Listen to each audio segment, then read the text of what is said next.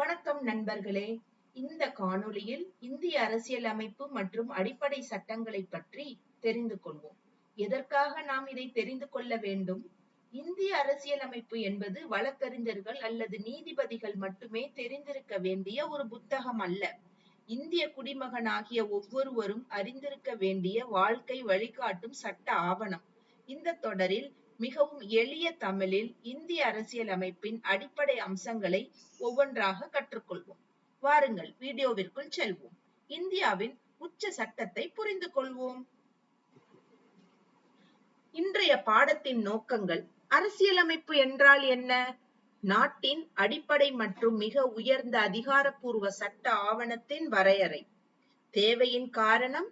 ஒரு ஜனநாயக நாட்டிற்கு அரசியலமைப்பு ஏன் மிகவும் அவசியம் என்பதற்கான தெளிவான விளக்கம். முக்கியத்துவம். இந்திய அரசியலமைப்பின் தனித்துவமான சிறப்பு அம்சங்கள் மற்றும் அமைப்புகள். உரிமைகள் மற்றும் கடமைகள்.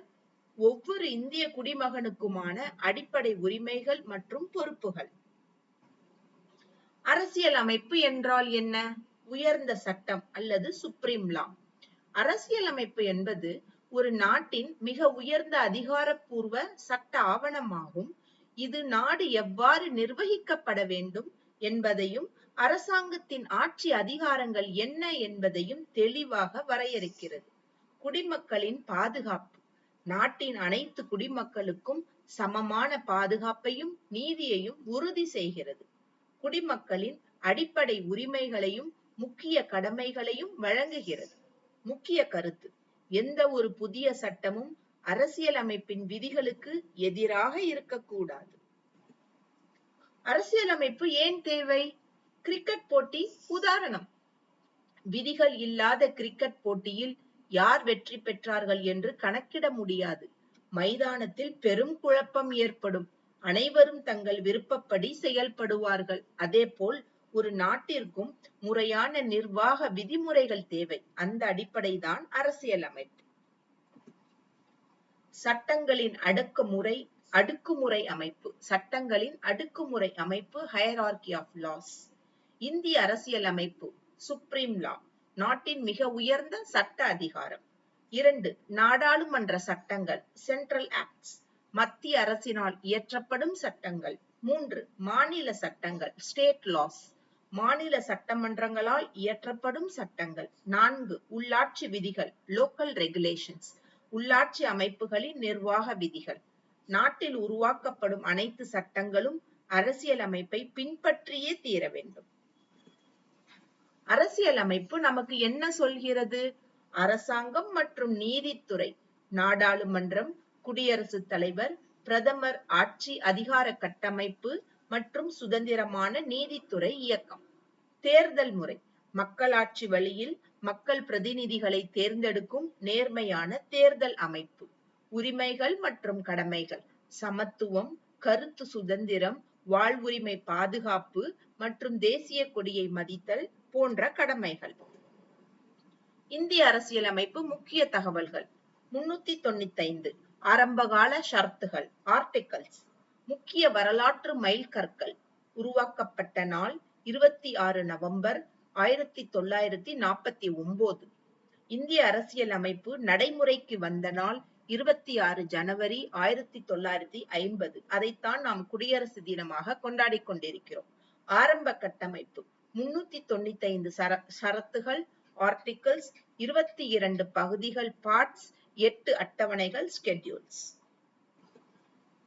ஒரு நடைமுறை உதாரணம். புதிய அரசு சட்டம் செல்லுமா? சூழல். யாரும் அரசாங்கத்திற்கு எதிராக தங்களின் கருத்துக்களை வெளிப்படுத்தக் கூடாது என்று ஒரு புதிய சட்டத்தை அரசு கொண்டு வந்தால் அது செல்லுமா? பதில் இல்லை, செல்லாது. காரணம், இந்திய அரசியலமைப்பு பிரிவு 19 குடிமக்களின் பேச்சு மற்றும் கருத்து சுதந்திரத்தை பாதுகாக்கிறது. சிறிய வினாடி வினா. இந்தியாவின் உயர்ந்த சட்டம் எது? இந்திய அரசியலமைப்பு எப்போது நடைமுறைக்கு வந்தது? ஒரு நாட்டிற்கு அரசியலமைப்பு ஏன் தேவைப்படுகிறது? சாதாரண சட்டங்கள் அரசியலமைப்பிற்கு எதிராக இருக்க முடியுமா? அரசியலமைப்பு பாதுகாக்கும் ஒரு உரிமை எது? இந்த வினாவிற்கு விடை தெரிந்தால் பதிலளியுங்கள், இல்லையேல் அடுத்த காணொளி வரை பொறுத்திருங்கள். இன்றைய பாடத்தின் சுருக்கம். அரசியல் அமைப்பு வரையறை மற்றும் அதிகாரம். வரைவிலக்கணம். அரசியல் அமைப்பு என்பது நாட்டின் உச்சபட்ச சட்ட ஆவணமாகும். உயர்ந்த அதிகாரம். மற்ற அனைத்து நாடாளுமன்ற மற்றும் மாநில சட்டங்களும் இதன் கீழ் மட்டுமே இயங்க முடியும். முக்கியத்துவம் மற்றும் பாதுகாப்பு. முக்கியத்துவம். குழப்பமின்றி நாடு இயங்கவும் சட்டத்தின் ஆட்சியை உறுதி செய்யவும் அவசியம். குடிமக்கள் பாதுகாப்பு. உரிமைகளை வழங்கி பொறுப்பான கடமைகளை நினைவூட்டுகிறது. அடுத்த பாடம் முன்னோட்டம். தேவை. இந்தியாவிற்கு அரசியலமைப்பு ஏன் தேவைப்பட்டது? பின்னணி. இந்தியாவின் வரலாற்று பின்னணி என்ன? காரணங்கள். அரசியலமைப்பு உருவாக்கப்பட்ட முக்கிய காரணங்கள் என்னென்ன? நிர்ணய சபை. அரசியலமைப்பு நிர்ணய சபை கான்ஸ்டிடியூயன்ட் அசெம்பிளி. இவை அனைத்தையும் அடுத்த பாடத்தில் காண்போம்.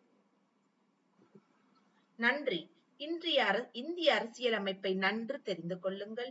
உங்கள் உரிமைகளையும் கடமைகளையும் எப்போதும் தெரிந்து கொள்ளுங்கள். பாடம் 1 நிறைவுற்றது. அடுத்த பாடத்திற்காக வெயிட் பண்ணுங்கள். நன்றி, வணக்கம்.